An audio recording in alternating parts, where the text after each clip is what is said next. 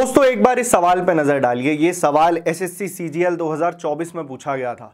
सवाल ये है कि सब्सिडरी अलायंस पॉलिसी को एक्सेप्ट करने वाले पहले इंडियन शासक कौन थे। आइए इसी के साथ पहले ये समझते हैं कि सब्सिडरी अलायंस पॉलिसी क्या थी।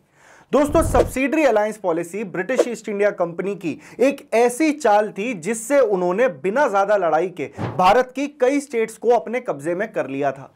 इस पॉलिसी को इंट्रोड्यूस किया था लॉर्ड वेलेस्ले ने अराउंड 1798 में। यह पॉलिसी एक ऐसा समझौता थी जिसमें इंडियन रूलर्स को दूसरे राज्यों से अपनी सुरक्षा के लिए ब्रिटिश आर्मी रखनी पड़ती थी। सब्सिडरी अलायंस पॉलिसी की 4 मेन कंडीशंस थी। पहला यह कि जिस राज्य ने इस पॉलिसी को एक्सेप्ट किया उसके रूलर को अपने राज्य में ब्रिटिश आर्मी तैनात करनी ही पड़ेगी। दूसरा यह कि उस आर्मी का पूरा खर्चा इंडियन रूलर को देना पड़ेगा। तीसरा यह कि वहां का राजा किसी भी दूसरी फॉरेन पावर से बिना ब्रिटिशर्स की परमिशन के समझौता नहीं कर सकता था। और चौथा, अगर रूलर अपने खर्चा नहीं चुका पाया तो उसका कुछ हिस्सा कंपनी के कब्जे में चला जाएगा। इस पॉलिसी को सबसे पहले हैदराबाद के निजाम ने एक्सेप्ट किया और बाद में अवध, मैसूर, तंजौर जैसे कई राज्यों ने भी मान लिया।